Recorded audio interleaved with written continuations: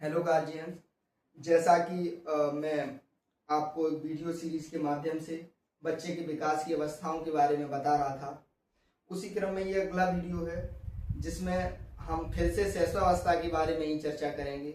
शैशवावस्था होती है 0 से 5 वर्ष तक की अवस्था।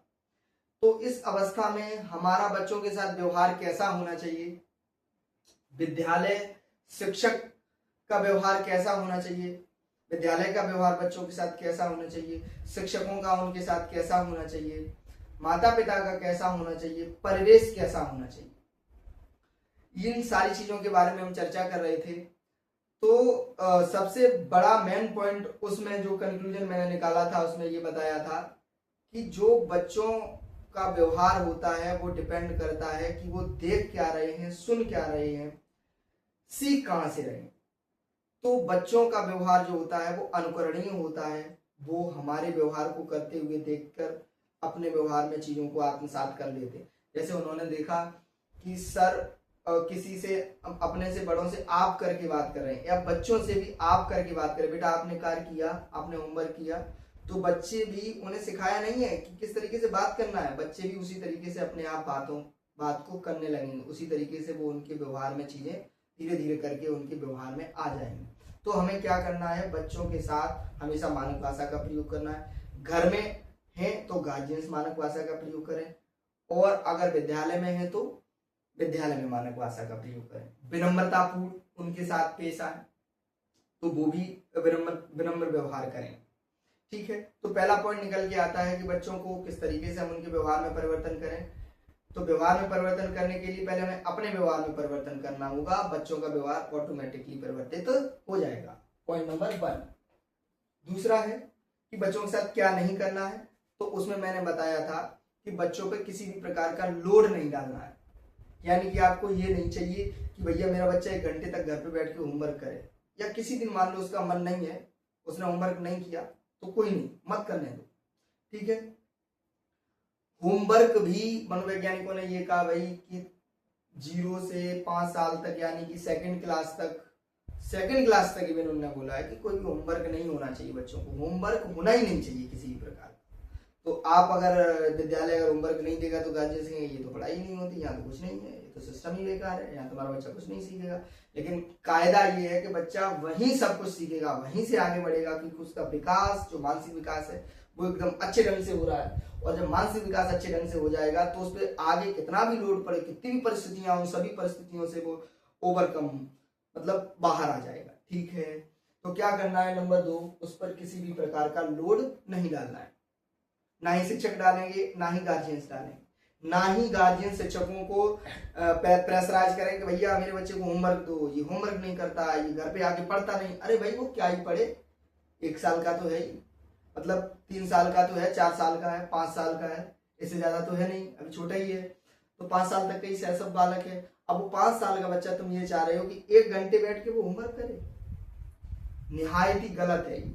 बच्चा अगर बैठ के जबरदस्ती आप उससे होमवर्क करवा रहे हैं, उस पर प्रेशर डाल रहे हैं घर पे, या शिक्षक डाल रहे हैं, तो इसका मतलब ये है कि आप जाने अनजाने में उसके मानसिक विकास को प्रभावित कर रहे हैं। और अगर उसका मानसिक विकास प्रभावित होगा तो ये फाउंडेशन एज होती है भैया, जो शैशवावस्था है वो फाउंडेशन एज है। अगर मानसिक विकास प्रभावित हो रहा है, इसका मतलब आप उसके भविष्य में जो भी वो बनेगा, उसकी नींव कमजोर कर रहे हो। ठीक है ना। तो दूसरी चीज क्या, आपको उस पर लोड नहीं डालना है। तीसरी चीज क्या है कि बच्चे जो हैं उनको हमें पढ़ाने का जो तरीका है वो हमारा मनोवैज्ञानिक होना चाहिए, और क्लास को हमें एक नॉर्मल तरीके से अरेंज नहीं करना चाहिए। शिक्षकों को क्लास को व्यक्तिगत रूप से बच्चों के व्यक्तिगत व्यवहार को ध्यान में रखते हुए करना चाहिए। हर बच्चे के बारे में हमें जानकारी होनी चाहिए। मान लो कोई बच्चा है, वो सुबह खाना ही नहीं खाता है, सुबह वो खाना खा के नहीं आता है, वो अपना लंच लेके आता है, तो शिक्षक को उस चीज की जानकारी होना चाहिए कि भाई ये बच्चा है, ये सुबह खाना खा के नहीं आता है, ये सुबह अपना लंच लेके आता है। और आपने कहा नहीं, तुम तो लंच तभी करोगे जब 2 घंटे बाद, 3 घंटे बाद जब वो लंच होगा तभी आप खाओगे, तब तक आप सीधे बैठो। लंच कैसे खोल लिया, 2 थप्पड़ लगा दी? नहीं, आपको सबसे पहले उससे पूछना, बेटा आ गए, खाना खाया नहीं खाया? तो बेटा ऐसा करो, आप लंच कर लो, उसे लंच कराओ, लंच करेगा आराम से बैठ के, उसके बाद वो पढ़ेगा। मान लो कोई बच्चा है, वो आके क्लास में, छोटा सा ही है, 4 साल का है, उसे नींद आ रही है और वो आके सो गया, तो हमने 2 थप्पड़ लगाए और उठा के बैठा दिया, चल पढ़ वर्क कर, सो गया, सोने दो, अगर उसको नींद आ रही है सोने दो, अभी उसका सोने का ही काम है, ठीक है ना। अब दूसरा बच्चा है जो मान लो अभी उसका क्या नाम, सारा सिस्टम ठीक है, उसके गार्जियंस ठीक है, कायदे से आया हुआ है, लंच भी उसने प्रॉपर तरीके से किया, सब प्रॉपर तरीके से फ्रेश हुआ, उसके बाद आया है, बढ़िया ढंग से कर रहा है, तो उसके लिए अलग मेथड है। तो क्या करना है, शिक्षक को प्रत्येक बच्चे की परिस्थिति के हिसाब से निर्णय लेना है।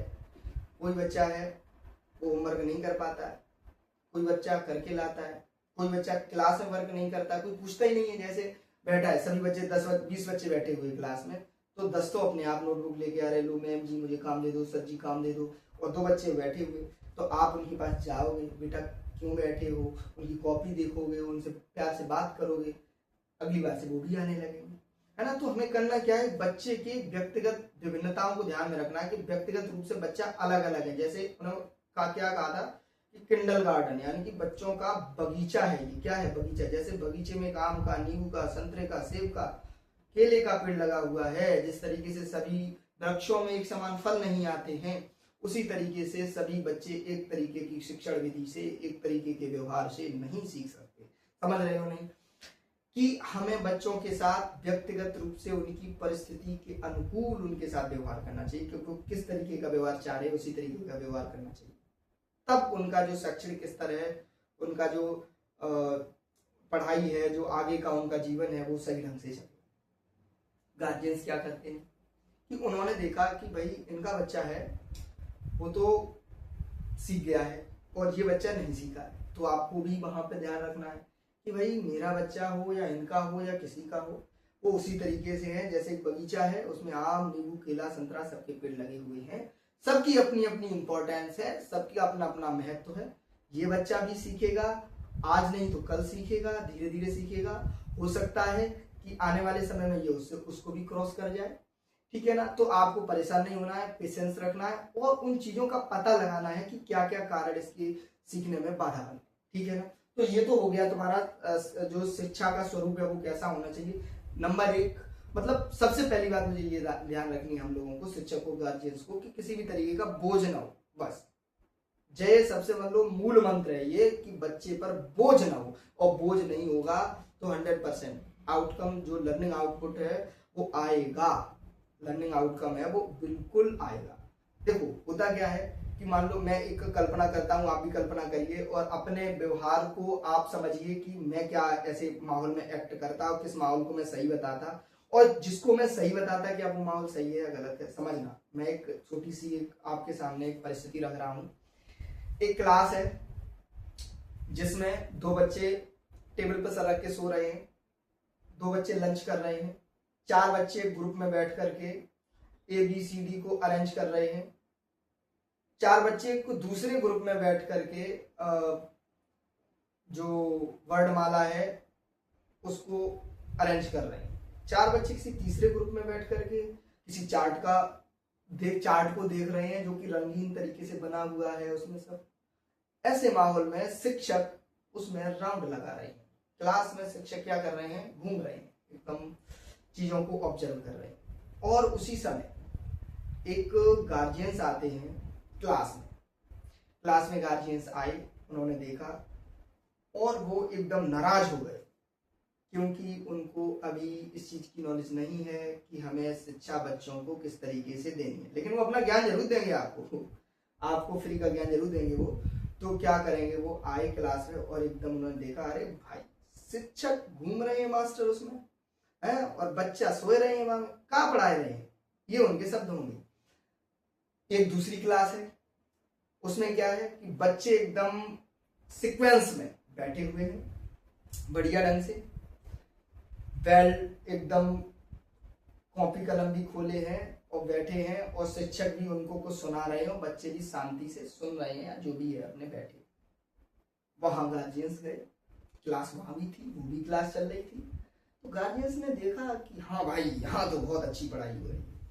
अब उसमें क्या है समझना, उसमें क्या है कि भाई क्लास तो ये भी वही है और वही बच्चे उसमें है। मतलब बे ना होकर के कुछ अलग है, लेकिन परिस्थितियां तो कुछ उसी तरीके की हैं। दो बच्चों को भूख लगी है, दो बच्चों को नींद लगी है, दो बच्चों को टॉयलेट आ रही है, लेकिन वो शिक्षक के डर की वजह से सीक्वेंस में बढ़िया ढंग से एकदम बैठे हुए हैं और वो सोच रहे हैं कितनी देर बाद लंच होगा तब मैं खाना खाऊंगा, कितनी देर बाद मैं घर पहुंचूंगा तब मैं सोऊंगा। तो भाई वो क्या क्या ही पढ़ेंगे, कुछ नहीं सीखेंगे। सिर्फ वो आपको देखने में ये लग रहा है कि इस क्लास में अधिगम हो रहा है, बच्चे सीख रहे हैं, लर्निंग हो रही है, लेकिन एक्चुअल में वो बच्चे नहीं सीख रहे। अब आती है बात लर्निंग आउटपुट की।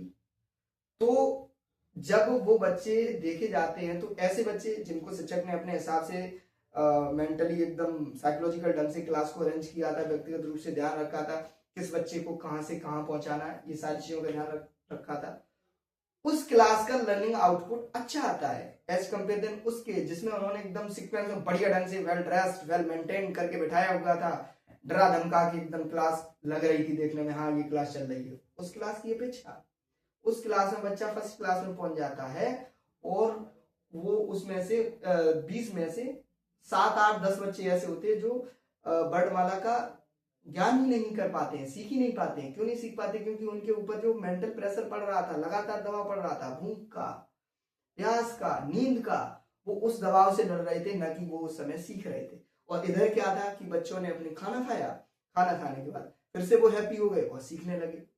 भाई 4 घंटे के लिए आता है स्कूल में, 4 घंटे में 5 ही मिनट तो लगेंगे उसे खाना खाने में, खिला दो उसको आराम से और उसको पढ़ने दीजिए। समझ रहे हो ना? तो गार्जियंस भाई इस चीज को समझ लो कि अगर टीचर ने बच्चों को खेलने के लिए छोड़ा है, अगर टीचर ने बच्चों को सोने दिया है, तो उसमें उसकी भूमिका है। जैसे डॉक्टर के पास आप इलाज करने जाते हो तो वो बोतल लगाएगा कि इंजेक्शन लगाएगा कि क्या करेगा क्या नहीं करेगा, ये उसके ऊपर डिपेंड करता है। इसी तरीके से टीचर, अगर वो विद्यालय सही तरीके से उसको मनोवैज्ञानिक ढंग से, जो साइकोलॉजी ट्रेंड लोग हैं, जो बढ़िया ढंग से ट्रेंड होने के बाद भी अगर वो उसको इम्प्लीमेंटेशन कर रहे हैं, अगर इस तरीके से कार्य हो रहा है, जो कि मैं समझता हूँ बहुत कम ही जगह हो रहा है, तो अगर इस तरीके से कार्य हो रहा है तो वहां पर आप उनको छोड़ दीजिए और बस आउटकम पे ध्यान दीजिए और उनसे बात करिए कि भैया सर ऐसा है, हमारे बच्चे में ये प्रॉब्लम है और इसका सुधार कैसे होगा। और आप उनको जब चीजें बताएंगे तो निश्चित रूप से वो उस पर ध्यान देंगे और उसमें परिवर्तन होगा। क्योंकि वो क्या कर रहे हैं, वो व्यक्तिगत रूप से हर बच्चे पे ध्यान दे रहे हैं। समझ रहे हैं ना? हर बच्चे के लिए सेम टीचिंग मेथड नहीं होता, हर बच्चों के लिए सेम चीजें नहीं होती, हर बच्चों का सेम आउटपुट नहीं होता। ये चीज हमें भी समझनी पड़ेगी और आपको भी समझनी पड़ेगी, गार्जियंस को भी और शिक्षकों को भी। क्लियर? तो ये हो गया हमारा कि शैशवावस्था में क्लास किस तरीके से होना चाहिए, गार्जियंस किस किस चीज पे ध्यान न दें, किस चीज पे दें। तो सबसे पहली चीज है गार्जियंस के लिए कि बच्चे पर लोड नहीं डालना है, ना तो विद्यालय द्वारा ना ही गार्जियंस द्वारा। दूसरी चीज है कि भाई अगर शिक्षक जिस तरीके से क्लास को अरेंज कर रहा है उसको आप करने दीजिए, आप सिर्फ और सिर्फ लर्निंग आउटपुट पे ध्यान दीजिए कि कितना हो रहा है, हमारा बच्चा कहाँ था और कहाँ पर पहुंच गया। क्लियर?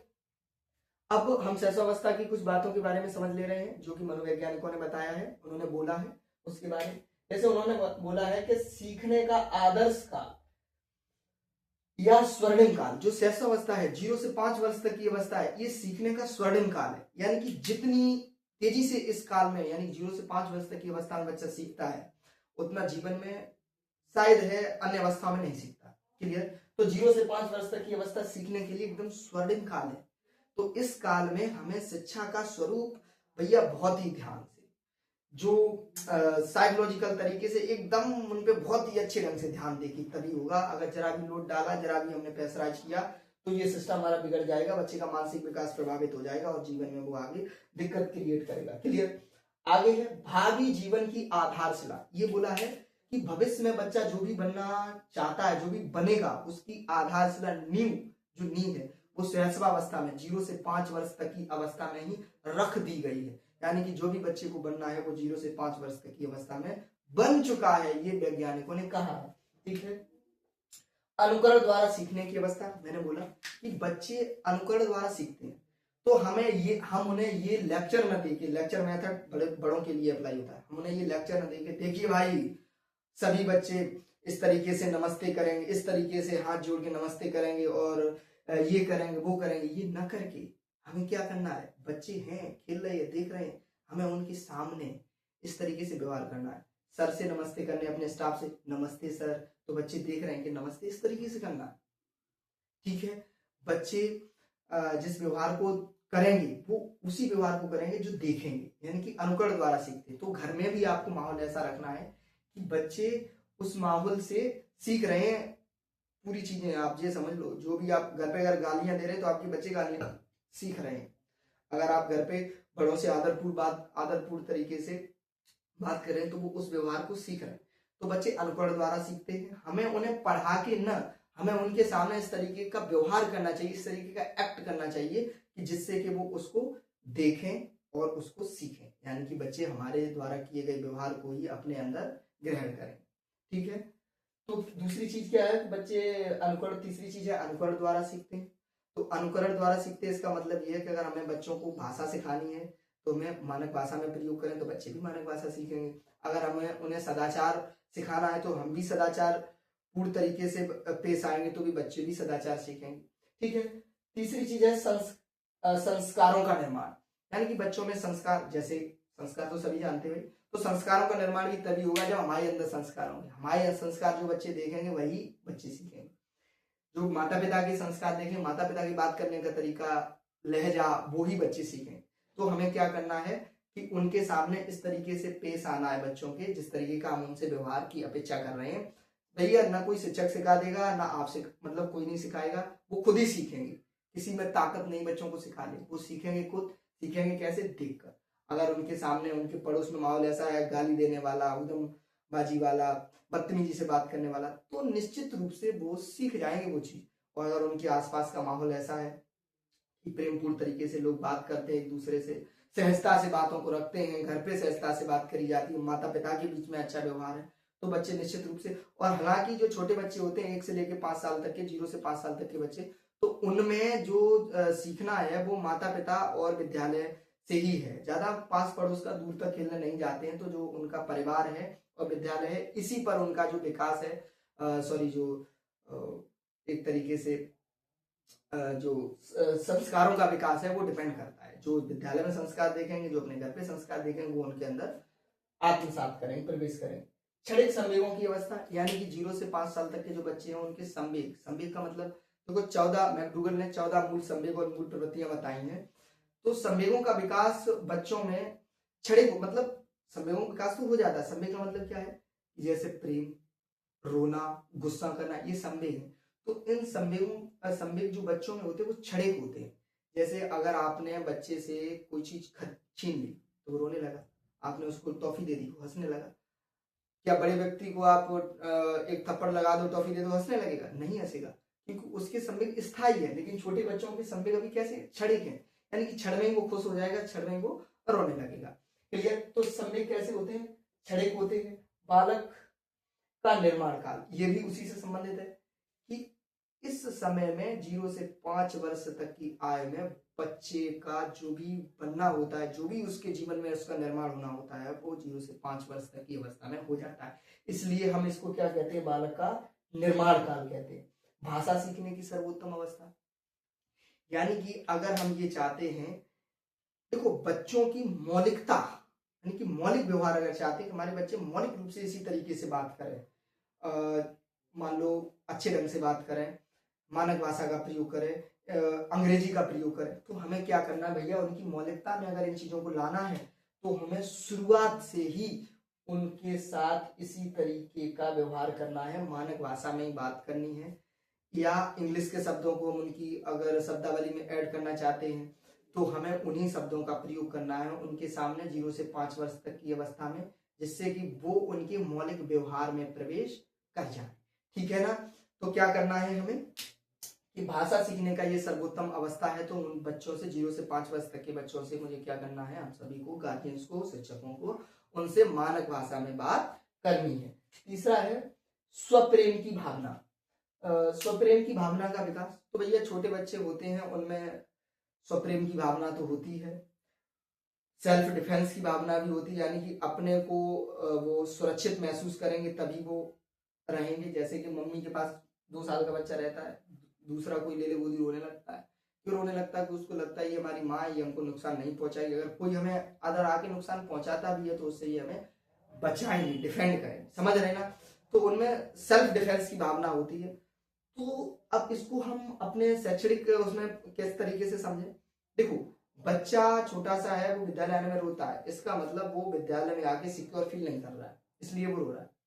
तो अब जैसे गार्जियन समझे, कहते हैं सर आपने ये कैसे कर लिया, ये तो बहुत रोता था, ये तो भाई दूसरे स्कूल में 6 महीने स्कूल गया और उसने बस्ता भी लिया, कॉपी भी ली और बिल्कुल कुछ भी सीखा नहीं, और ये रो करके घर आ जाता था। 1 महीने गया, जबरदस्ती पकड़ पकड़ गाड़ी में ठूसा गया, तब ये गया, उसके बाद भी कुछ सीखा नहीं। आप कैसे कर लेते हो? तो मैं ऐसे कर लेता हूँ। भैया, बच्चे को जब तक विद्यालय में सिक्योर फील नहीं होगा, जब तक उसे ये नहीं लगेगा कि हाँ जैसे मम्मी है, जैसे पापा है, वैसे मेरी मैम है, वैसे हमारी सर है, तो क्या है, ये लोग क्या कर रहे हैं, हमें उसी तरीके से भाई बहुत अच्छे ढंग से डिफेंड कर रहे हैं, पढ़ा रहे हैं, सिखा रहे हैं, एंजॉय करा रहे हैं, तो क्या करेगा बच्चा कि विद्यालय में आएगा, सीखेगा और आगे बढ़ेगा। तो हमें क्या करना है कि उसकी जो स्वप्रेम की भावना, उसका ध्यान रखना है कि बच्चा तभी आएगा जब वो यहाँ पे सिक्योर फील करेगा, क्लियर?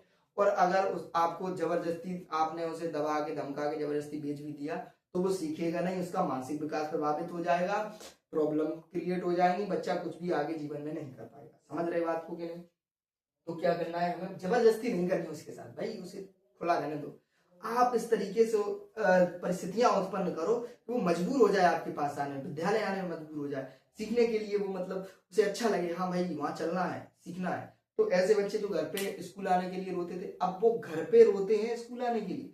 पहले रोते थे कि मैं स्कूल नहीं जाऊंगा, अब वो रोते हैं कि भाई मैं स्कूल जाऊंगा। तो ये कैसे हुआ? ये हुआ ऐसे कि उनको हमने क्या कराया, सिक्योर फील कराया कि भैया जितना बेटा तू वहां सिक्योर है, उससे ज्यादा यहाँ सिक्योर है। और यहाँ पे मान लो वहां पे तुम अकेले हो घर में, यहाँ देखो बहुत से बच्चे हैं, ये खेल रहे हैं, ये खूब एंजॉय कर रहे हैं। तो पढ़ाई का माहौल भी कैसा है, सीखने का माहौल भी है, एकदम मनोवैज्ञानिक ढंग से, उन पर कोई लोड नहीं पड़ रहा है, एकदम वो चिल होके खेल रहे हैं, सीख रहे हैं। तो ये माहौल होना चाहिए, ठीक है। तीसरा है कि मानसिक विकास, जो शैशवावस्था में 95% जो मेंटल डेवलपमेंट है वो हो जाता है। ये कहा गया है कि 95% मानसिक विकास शैशवावस्था में ही हो जाता है। अच्छा, जो मैं इतनी बात कह रहा हूँ कि भैया इस पे प्रेशर मत डालो, प्रेशर मत डालो, फ्री रहने दो, मानसिक विकास एकदम चिल रहने दो, नहीं पढ़े तो मत पढ़ाओ, खाना खाता है तो खाने दो, सो रहा है तो सोने दो, ये मैं क्यों कह रहा हूँ? मैं इसलिए ही कह रहा हूँ कि भैया 95% ऑफ मेंटल डेवलपमेंट इसमें हो रहा है, शैशवावस्था में हो रहा है। जिस तरीके से आप कहते हो कि भैया अभी जी बच्चा बड़ो हो रहो है, जाके चांद पे पला मत धरो, जाकी लंबाई छोटी रह जाए, क्यों कहते हो? भैया इसका शारीरिक विकास हो रहा है, वजन रखोगे तो अभी विकास नहीं हुआ।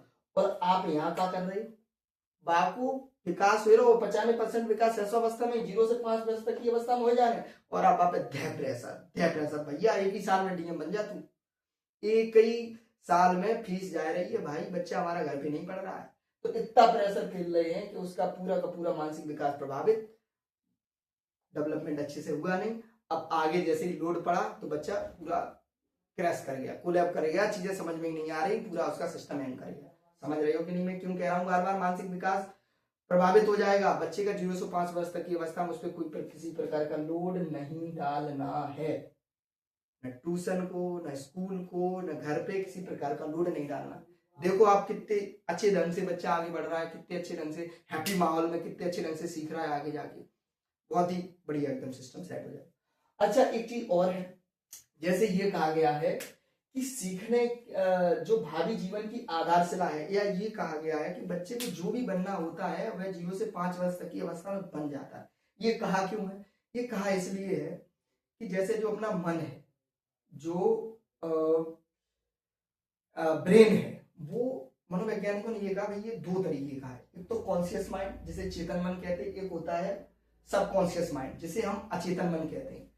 तो उन्होंने ये कहा कि जैसे आइसबर्ग की से तुलना करिए, आइसबर्ग मतलब बर्फ की एक चट्टान।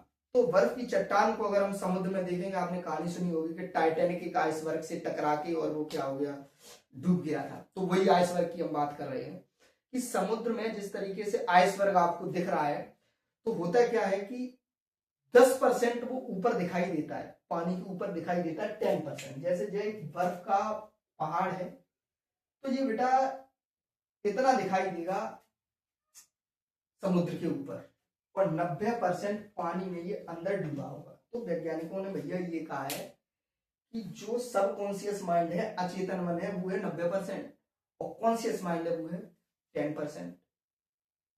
तो अगर हम शैशवावस्था में बच्चे के सबकॉन्शियस में डर, नफरत, झगड़ा, प्रेशर भर देंगे तो ये 90% वाला सिस्टम उसका तो हो गया, कर दिया तुमने डैमेज।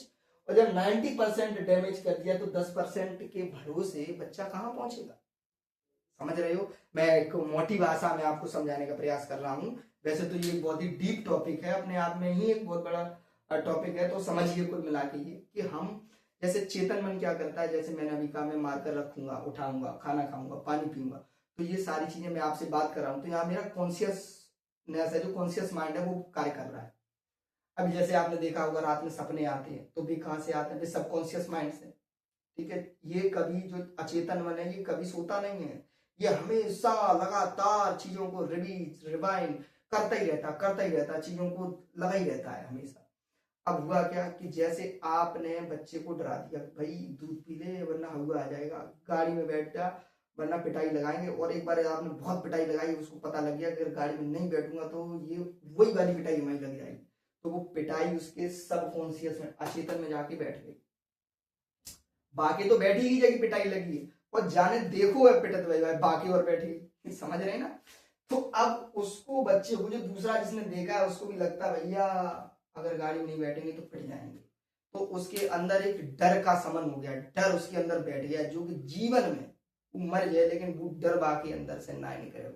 आप वो फील करोगे कि आपके साथ जिस तरीके से व्यवहार हुए, जो आपके चित्र में चीजें बैठी हुई हैं, वे कहूँ आपको आपके द्वारा वो बाउंड्री सेट करता है, मतलब अचेतन जो है आपका वो आपकी बाउंड्री सेट करता है कि भैया जू ना कर पाए, तू जू कर लिए।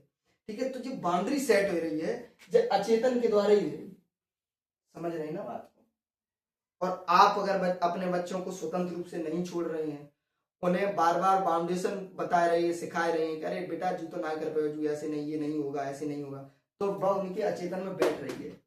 और वाकई में एक स्थिति ऐसी है कि वे खुद अपने आप को बाउंडेड करने लगेंगे और वहां से आगे नहीं बढ़ पाएंगे। तो चीजें ये हैं कि क्या करना है हमें, उनको जो उनका अचेतन तैयार कैसे होगा। भैया देखो, वो जो भी चीज देख रहे हैं अचेतन मन एकदम फीड करते जा रहे हो, जैसे उन्होंने देखा कि जैसे तुम जा रहे हो, आपका भी अचेतन काम कर, सबका ही होता है। तो आप जा रहे हो तो आपने देखा कि विभत्स एक्सीडेंट हो गया, अब रात में आए, आप कोई चीज ना, आपने कछु कोई दिक्कत ना, रात में आपको एक्सीडेंट के सपने आ रहे, क्यों आ रहे एक्सीडेंट, क्योंकि वो आपके अचेतन मन ने रीड कर ली बात, भले ना आपने कहा उसे कही कि हमने एक्सीडेंट देखो या कोई बात आपने ना कही, लेकिन आपके अचेतन ने वो चीज रीड कर ली, अब डर लग रहा है। ठीक है, दूसरी चीज, जैसे आप जा रहे हो, गाड़ी सीख रहे हो, आपसे एक बार हादसा हो गया, गाड़ी टकरा गई, आपके चेतन में बैठ गई भैया गाड़ी पे बैठेंगे तो क्या हो जाएगा, आपको डर लग रहा है बहुत ज्यादा। तो ये चीजें अचेतन मतलब 24 घंटे चीजों को रीड करता रहता है, और वही आपकी पर्सनैलिटी में चीजें चली जाती हैं, व्यवहार में, यानी कि जो मौलिकता में, मौलिकता मतलब मौलिक व्यवहार में आपकी चली जाती है। मौलिकता समझ रहे होंगे कि जैसे एक व्यक्ति है वो एकदम मुखर होकर किसी बात को कहता है तो ये उसकी मौलिकता है, एक व्यक्ति है वो बातों को नहीं कह पाता, चीजों को नहीं कह पाता, तो ये उसका मौलिक व्यवहार है कि वो चीजों को नहीं कह पाता। वो क्यों नहीं कह पाता, क्योंकि उसके अचेतन मन में वो चीजें ठूसी गई हैं कि बेटा तुमने कही, क्यों गलत नहीं करेगी, तो समझ रहे ना, और गलत निकली तो ये हो जाएगा। एक वो मुखर होकर चीजों को कहता है, मंच पे रखता है चीजों को, समझ रहे ना बात को। तो जो ये अचेतन मन है यही निर्धारित करता है हमारे भविष्य को। तो अगर हम शैशवावस्था में बच्चों पे ज्यादा लोड डालेंगे तो उनका ये अचेतन प्रभावित हो जाएगा, और इसीलिए हम बार बार कहते हैं कि शैशवावस्था में बच्चों पे किसी भी प्रकार का लोड नहीं डालना। धन्यवाद। आगे मैं अगली वीडियो बनाऊंगा, वो बाल्यावस्था पर लाऊंगा।